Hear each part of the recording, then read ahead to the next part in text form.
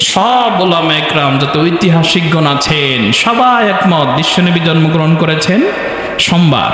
এখন তারিখ কোন তারিখ, কোন তারিখে জন্মগ্রহণ করেছেন? এই যে আমরা সেলিব্রেট করি 12ই রবিউল আউয়াল, একটা নির্দিষ্ট টাইম। এই ব্যাপারে কি বলে? আমি আপনাদেরকে এর আগেও বলেছি যে 100 বছর আগে জন্ম নিবন্ধন ছিল। 100 বছর, 200 বছর, আপনাদেরকেও যারা 60-70 বছর, আপনারা নির্দিষ্টভাবে বলতে পারবেন যে এই দিনে আপনি জন্মগ্রহণ করছেন, যেটা কাগজ কলমে আছে, এটা কোনো ফিক্সড ভাবে বলতে পারবেন? এই যে আমরা শেখ মুজিবুর রহমান, জিয়াউর রহমান, ওনাদের যে জন্ম তারিখ পালন করি, ওনারা বলতে পারবে যে ওনাদের এই দিনে জন্ম? এটা একটা ধারণা বসত, কারণ ওই সময় প্রক্রিয়াই ছিল না, এই কর্মবন্ধই ছিল না। আবার একজন যে জিয়াউর রহমান হয়ে যাবে বড় হলে, সে এটা কি জানতো তার ফ্যামিলি? হ্যাঁ, শেখ মুজিবুর রহমান যে বড় হলে শেখ মুজিবুর রহমান হবে, এটা কি তার ফ্যামিলি জানতো? তাহলে কেউ সব ধারণা বসত। যদি একবারে অথেন্টিক ভাবে যদি বলেন, দেবেন কত বলা, কত তারিখ, কত এদিক সেদিক হবে। তাহলে 100 বছর আগে যদি এই ঘটনা হয়, 200 বছর আগে, 300 বছর আগে, 400 বছর আগে ঘটনা কেমন ছিল?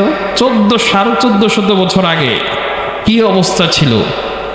ওই সময় কেউ জানতো বিশ্বনবী যে বিশ্বনবী হবেন? মুহাম্মদ সাল্লাল্লাহু আলাইহি সাল্লাম যে বিশ্বনবী হবেন কেউ জানতো? কোরআন হাদিসের কোথাও নাই যে বিশ্বনবী সাল্লাল্লাহু আলাইহি সাল্লাম এই দিন জন্মগ্রহণ করেছেন। দিনের ব্যাপারে আছে কোন দিন, কিন্তু কোন তারিখে জন্মগ্রহণ করেছেন এটা কেউ বলতে পারে? বিশ্বনবী সাল্লাল্লাহু আলাইহি সাল্লাম নিজেও বলে যাননি। তাহলে কোন দিন? ইমাম ইবনে কাসির রাহমাতুল্লাহি আলাইহি তার কিতাব আল বিদায়া ওয়ান নিহায়াতে, আল বিদায়া ওয়ান নিহায়া, এখানে 7টা মত উল্লেখ করেছেন। কয়টা মত? 7টা ছাড়া অনেক মত আছে। উনি বাছাই করে একবার অ্যানালাইসিস করে অবজারভেশন করে 7টা মত নিয়ে এসেছে। 7টা মতের মধ্যে শুনেন, 1 নম্বর মত হচ্ছে বিশ্বনবী সাল্লাল্লাহু আলাইহি সাল্লাম জন্মগ্রহণ করেছেন 2 রবিউল আউয়াল। কোন তারিখ? 2 রবিউল আউয়াল। আমরা 12 রবিউল আউয়াল পালন করি, শুনে। 2 নম্বর মত হচ্ছে বিশ্বনবী সাল্লাল্লাহু আলাইহি সাল্লাম জন্মগ্রহণ করেছেন 8 রবিউল আউয়াল। 3 নম্বর মত হচ্ছে বিশ্বনবী সাল্লাল্লাহু আলাইহি সাল্লাম জন্মগ্রহণ করেছেন 10 রবিউল আউয়াল। 4 নম্বর মত হচ্ছে বিশ্বনবী সাল্লাল্লাহু আলাইহি সাল্লাম জন্মগ্রহণ করেছেন 12 রবিউল আউয়াল। 5 নম্বর মত হচ্ছে বিশ্বনবী সাল্লাল্লাহু আলাইহি সাল্লাম জন্মগ্রহণ করেছেন 17 রবিউল আউয়াল। 6 নম্বর মত হচ্ছে বিশ্বনবী সাল্লাল্লাহু আলাইহি সাল্লাম জন্মগ্রহণ করেছেন রবিউল আউয়ালের 8 দিন বাকি থাকতে।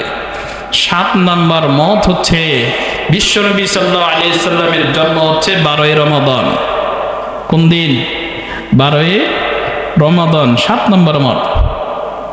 ইমাম ইবনে কাসির রাহমাতুল্লাহি আলাইহি আল বিদায়া ওয়ান নিহায়া এই কিতাবের মধ্যে তিনি উল্লেখ করেছেন, তিনি 7টা মতের মধ্যে অনেক গবেষণা করে অনেক খোঁজাখুঁজির পরে 3টা মতকে উনি প্রাধান্য দিয়েছেন। কয়টা মতকে? 3টা মত। 7টার মধ্যে 3টা মত প্রাধান্য দিলে বাকি থাকে কয়টা? এই 4টা শুধু উল্লেখ করে গিয়েছেন, আর কিছু বলেন নাই, এগুলোকে বাদ দিয়ে দিয়েছেন। 3টার মধ্যে হচ্ছে 2 তারিখ 2 রবিউল আউয়াল, 2 নম্বর 8 রবিউল আউয়াল, 3 নম্বর হচ্ছে 12 রবিউল আউয়াল। যারা বলেন বিশ্বনবী সাল্লাল্লাহু আলাইহি সাল্লাম 2 রবিউল আউয়াল জন্মগ্রহণ করেছেন, তাদের দলিল ওয়ালিদান নবী সাল্লাল্লাহু তাআলা আলাইহি ওয়াসাল্লাম ফি ইয়াউমিল ইসনাইনি খালাদাইনি মিন লাইলাতাইনি মিন রবিউল আউয়াল। বিশ্বনবী সাল্লাল্লাহু তাআলা আলাইহি ওয়াসাল্লাম 2 রবিউল আউয়াল সোমবার দিন বিশ্বনবী জন্মগ্রহণ করেছেন। তাহলে কয় তারিখ পেলাম? 2 রবিউল আউয়াল। এই 2 রবিউল আউয়ালের মতে যারা বর্ণনা করেছেন, এদের মধ্যে 2জন বর্ণনাকারী আছে। একজন হলো আবু মাসআদ আর দ্বিতীয়জন হলো ওয়াকিদি।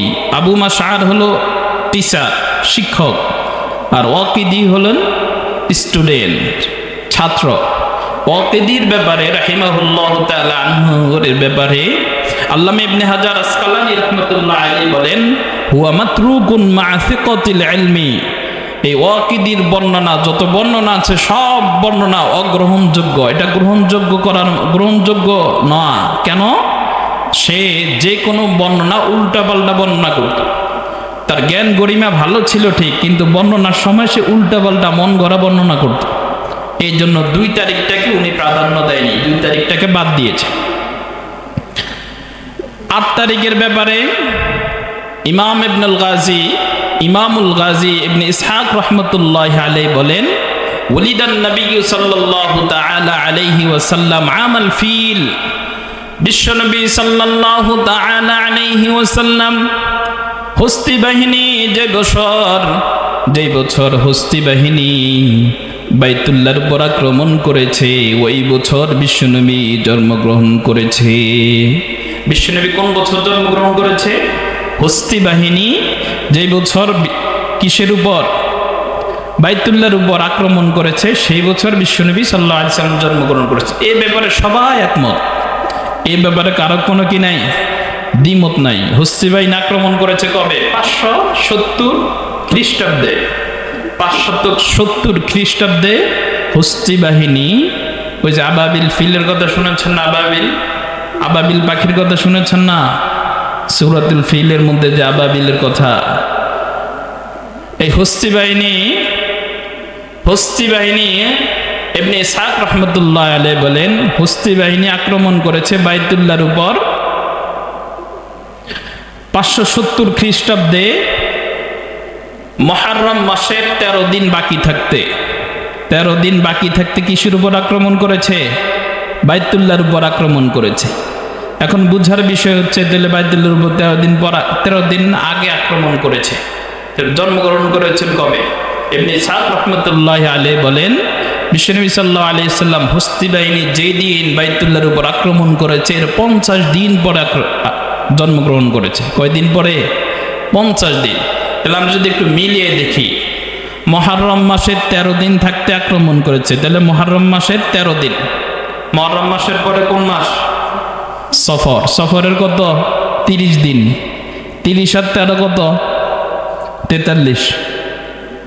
এরপরে আরো বাকি থাকে কয়দিন? 50 দিন হইতে 7 দিন না?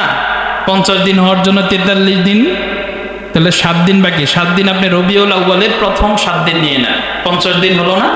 তাহলে বলা হলো যে 50 দিন পরে, মানে 8ই রবিউল আউয়ালে বিশ্বনবী সাল্লাল্লাহু আলাইহি সাল্লাম কি করেছেন?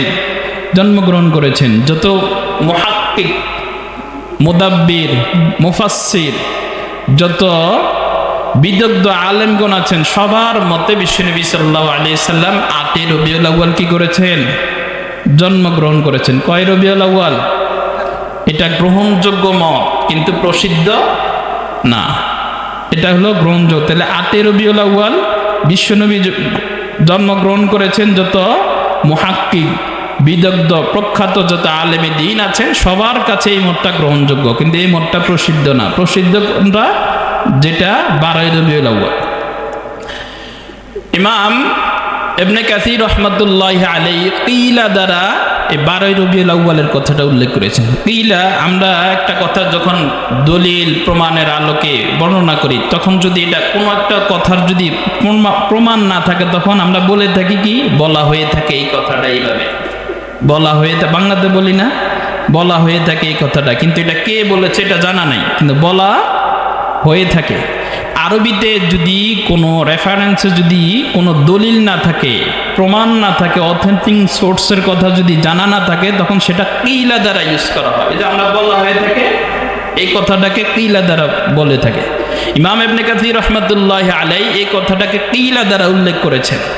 কিলা দ্বারা উল্লেখ করে বুঝাচ্ছেন যে এটার কোনো প্রমাণ নাই, এটার কোনো কি নাই, ভিত্তি নাই, কিন্তু এটা প্রসিদ্ধ হয়ে গিয়েছে। যারা বলেন বিশ্বনবী সাল্লাল্লাহু আলাইহি ওয়াসাল্লাম 12 রবিউল আউয়ালে জন্মগ্রহণ করেছেন, তাদের দলিল হচ্ছে ওয়ালিদান নবী সাল্লাল্লাহু তাআলা আলাইহি ওয়াসাল্লাম ইয়াউমাল ইসনাইনি আসানি আশারা মিন শাহরি রবিউল আউয়াল।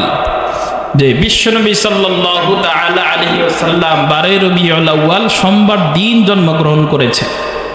এখানে বর্ণনাকারী 3 জন বর্ণনাকারী পাওয়া যায়। একজন হচ্ছে আব্দুল্লাহ ইবনে আব্বাস রাদিয়াল্লাহু তাআলা আনহু, আরেকজন হচ্ছে আবু সাঈদ, আর আরেকজন হচ্ছে আফফান রাহিমাহুল্লাহু তাআলা। তো ইবনে আব্বাস রাদিয়াল্লাহু তাআলা আনহুকে রেখে যদি আমরা বাকি দুইজনকে নিয়ে যদি একটু অ্যানালাইসিস করি, আমরা পাবো সাঈদ রহমাতুল্লাহ আলাইহি উনি হচ্ছেন শিক্ষক, আর আফফান রাহিমাহুল্লাহ উনি হলেন ছাত্র। ছাত্র আর শিক্ষকের ব্যবধান কিভাবে হয়? ছাত্র আমরা কাকে বলি? যে টিচারের কাছে পড়াশোনা করছে, উনি না? আপনার ছাত্র আপনি কাকে বলবেন? যে আপনার কাছে পড়াশোনা করছে। এছাড়া কি ছাত্র? আপনি মরে গিয়েছেন, এরপর আপনার ছাত্র হতে পারে? তো সাঈদ রহমতুল্লাহ আলাইহির মৃত্যু হচ্ছে 110 হিজরিতে। কত হিজরিতে?